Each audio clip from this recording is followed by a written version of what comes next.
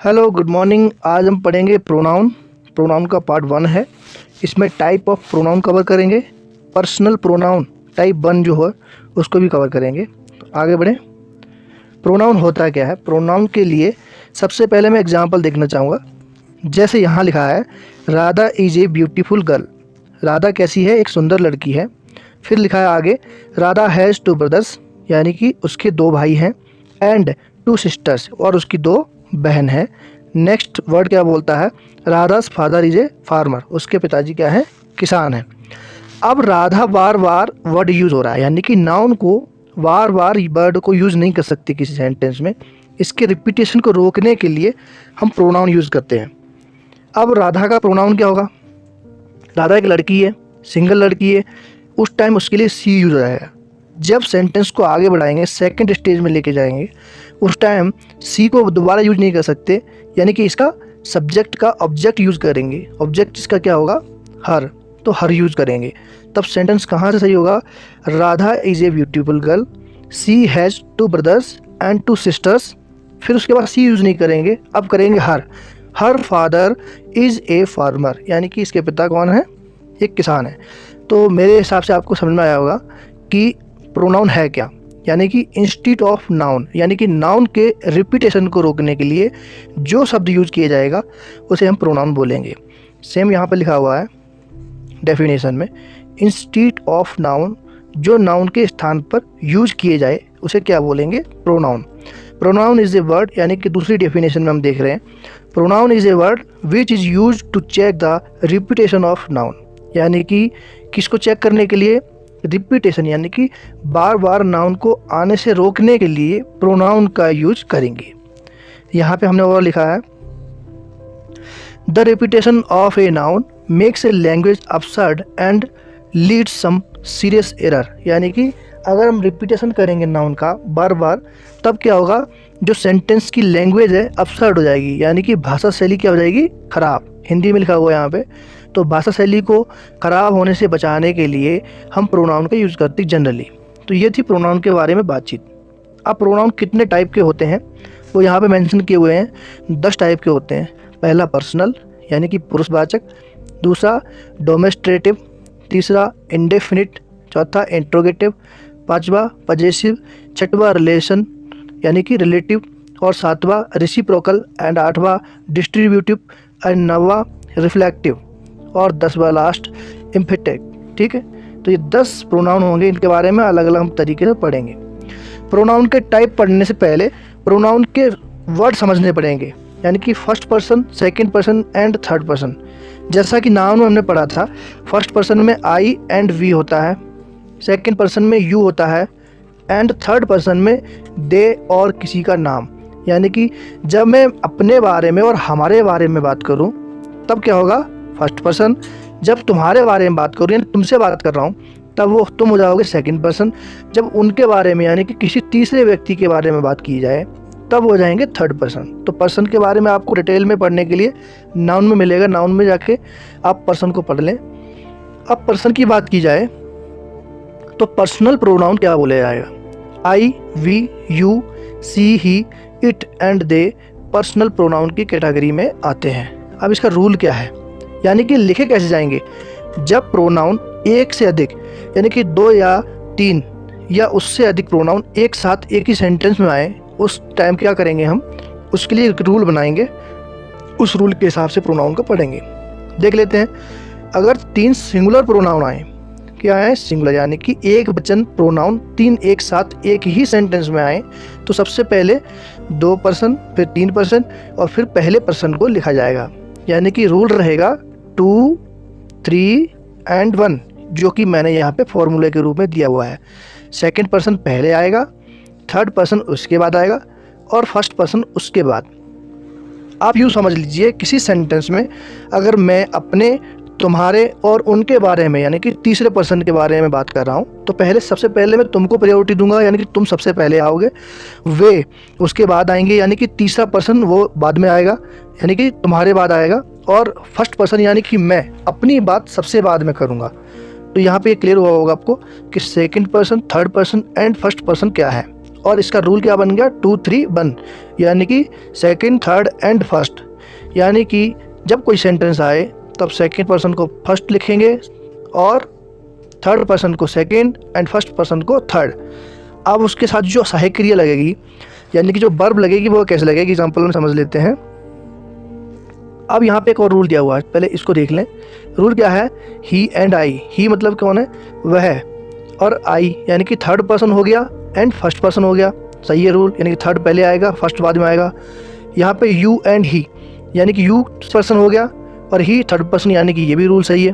उसके बाद you and I यानी कि second person you and third person इसमें नहीं है, और फर्स्ट पर्सन आई है यानी कि second person and first person यानी कि यू एंड आई। ऐसे करके रूल बनेगा। ये किसके लिए है, अगर दो ही सिर्फ प्रोनाउन आएंगे तो। यहाँ पर तीनों प्रोनाउन की बात की थी हमने, यहाँ पे दो प्रोनाउन की। एग्जाम्पल देख लेते हैं, you comma he and I. देखो सबसे पहले बात की सेकंड पर्सन की, यानी कि यू कौन है, सेकंड पर्सन, ही कौन है, थर्ड पर्सन, एंड आई कौन है, फर्स्ट पर्सन। यही तो रूल बोल रहा था कि 2 3 1। रूल क्या बोल रहा था, 2 3 1, यानी कि जब तीनों प्रोनाउन एक साथ एक ही सेंटेंस में आ रहे हैं उस टाइम हम क्या कर रहे हैं, पहले सेकंड पर्सन को लिख रहे हैं, तब थर्ड पर्सन को, और उसके बाद लास्ट में अपने आप को शो कर रहे हैं। तो आप देखो सहायक क्रिया क्या लगी, आर। इसको अलग से समझेंगे कि सहायक क्रिया कैसे लगानी है। तो you comma he and I are going to market. Confusion मत करना, आई के साथ एम मत लगा देना, क्योंकि ये क्या बन चुका है, प्लूरल। इसमें ऑलरेडी 3 प्रोनाउन जोड़े जा चुके हैं। तीनों सिंगुलर प्रोनाउन जोड़ने की वजह से जो वर्ब यानी कि लेगा वो क्या लेगा, प्लूरल। क्योंकि ये बहुत 3 लोग हो गए ना, यानी 2 से अधिक लोग हो गए, तब ये क्या बन गया, प्लूरल। और प्लूरल के लिए वर्ब क्या लगता है, आर। तो ये सेंटेंस सही हो जाएगा। नेक्स्ट सेंटेंस देखते हैं, यू ही एंड आई, यानी यू सही है, ही सही है एंड आई सही है। एम गोइंग टू मार्केट, तो क्या एम लगेगा, एम वर्ब नहीं लगेगा, सेंटेंस क्या हो जाएगा, गलत। नेक्स्ट देख लेते हैं, आई यू एंड ही। यहाँ पे गलत हो गया, आई कौन हो गया, फर्स्ट पर्सन। तो फर्स्ट पर्सन पहले आएगा क्या, नहीं आएगा। पहले कौन आएगा, सेकंड पर्सन, फिर थर्ड पर्सन, फिर उसके बाद फर्स्ट पर्सन। तो सेंटेंस यही गलत हो गया, आगे नहीं बढ़ेंगे। आई यू एंड ही, आई कौन है, फर्स्ट पर्सन, यू कौन है, second, and third person last में। तो ये सेंटेंस यहाँ से गलत हो गया, जबकि इसमें वर्ब सही लगी है, आर, प्लूरल। नेक्स्ट आगे बढ़ लेते हैं। रूल सेकंड बोलता है, अगर थर्ड पर्सन एक ही वाक्य में आए, यानी कि एक 3 जो पर्सन है एक ही सेंटेंस में आए, लेकिन उनका जो सेंस है उसमें गिल्टी है, यानी कि वो अपनी गलती फील कर रहे हों। जब हम 3 लोग हों, मैं हूँ, आप हैं और बाकी तीसरे पर्सन है, हमने अगर कोई क्राइम कर दिया या गिल्टी फील कर रहे हैं, यानी कि गलती हमारे से हो गई, उसको दर्शाने के लिए सबसे पहले गलती में हम किसको रखेंगे, अपने आप को। यानी कि तब रूल हो जाएगा 1 2 3। अगर मैंने कोई गलत काम किया है तो सबसे पहले मेरे को अपना बताना चाहिए। सेम ऐसे समझ लो, फर्स्ट पर्सन पहले आएगा, यानी कि अपने बारे में पहले बोलूँगा, फिर तुम्हारे बारे में बोलूँगा, उसके बाद जो तीसरा व्यक्ति होगा यानी कि जो अदर पर्सन है उनके बारे में बोलेंगे। क्योंकि गलतियाँ जो की हैं, गलतियों के लिए हम सबसे पहले अपने आप को रखेंगे। फॉर्मूला क्या बोलता है, फर्स्ट पर्सन, फिर second person, then third person. उसके बाद ये वर्ब क्या लेंगे, प्लूरल। वर्ब तो प्लूरल वहाँ भी लग रहा था, लेकिन यहाँ भी वर्ब क्या लेंगे, प्लूरल, क्योंकि 3 लोग हो गए। यहाँ पे और देख लेते हैं, अगर 2 ही पर्सन आएंगे, 3 पर्सन एक साथ नहीं आएंगे। मान लो फर्स्ट पर्सन आया एंड सेकंड, फर्स्ट सेकंड सही है, फर्स्ट थर्ड सही है, सेकंड थर्ड सही है, क्या थर्ड फर्स्ट सही होगा, नहीं होगा, तो ये गलत हो जाएगा। तो यहाँ पर इस रूल के हिसाब से हम चलेंगे। एग्जाम्पल देख लेते हैं, यू यानी तुम, ही एंड आई। अब देखें, यू मतलब तुम हो गए, एंड ही वह हो गया, and I done this work. ये सेंटेंस सही क्यों है, क्योंकि यहाँ पे गिल्टी फील नहीं हो रही है, कोई क्राइम की बात नहीं हो रही है। यानी कि second person, third person and first person, जो कि रूल पहले में मैंने आपको बताया था, उसका एग्जाम्पल है। दूसरा एग्जाम्पल क्या है, आई यू मैंने, तुमने और उसने, हैव डन दिस क्राइम, यानी कि ये जो क्राइम किया है मैंने, तुमने और उसने मिल के किया है। तो ठीक है, प्लूरल तो वर्ब ले लिया, आई यानी कि फर्स्ट पर्सन यानी कि first rule, second and third rule. तो ये बोला था क्राइम की बात हो, गिल्टी की बात हो, तो 1 2 3 चलेगा। तो सेम यहाँ पे भी 1 2 और 3, done this crime, done this flow. तो ऐसे केस में क्या हो जाएगा, सेंटेंस सही हो जाएगा। यानी कि जब क्राइम की बात हो तो first second and third person आएंगे। नेक्स्ट एग्जाम्पल देख लेते हैं। आई यानी मैं, तुम एंड ही, तीनों सही है। हाँ चलो रूल सही है। इसके बाद प्लूरल यानी कि वर्ब भी सही ले लिया। डन दिस वर्क यानी कि ये सिंपल काम है, इसमें कोई क्राइम की बात तो है नहीं, गलती की कोई बात तो नहीं है, यानी कि ये सेंटेंस कैसा हो जाएगा, गलत। आगे बढ़ते हैं। रूल नंबर 3 देखेंगे। अगर वाक्य में सभी प्लूरल आए, यानी कि अभी तक कैसी बात हो रही थी, सिंगुलर की, यानी कि सिर्फ एक वचन की बात हो रही थी, एक एक व्यक्ति की बात हो रही थी, और अब बात होगी किसकी, अनेक व्यक्तियों की। तो अगर वाक्य में सभी प्लूरल आए तो पहला पर्सन, फिर दूसरा पर्सन और फिर तीसरा पर्सन आता है, और वर्ब भी क्या लेता है, प्लूरल। देख लेते हैं, first person, second person, third person. अब यहाँ पे वर्ब क्या ले लिया, प्लूरल। एग्जाम्पल, वी यानी कि हम, तुम यानी कि हमारे साथ भी 8-10 लोग हो सकते हैं, तुम यानी कि तुम्हारे साथ भी 8-10 लोग हो सकते हैं, एंड दे उनके साथ भी 8-10 लोग हो सकते हैं, यानी कि 2 से ज़्यादा होंगे। तीनों कौन है, प्लूरल यानी कि बहुवचन है, 1 2 3, और तीनों के कौन है, बहुवचन।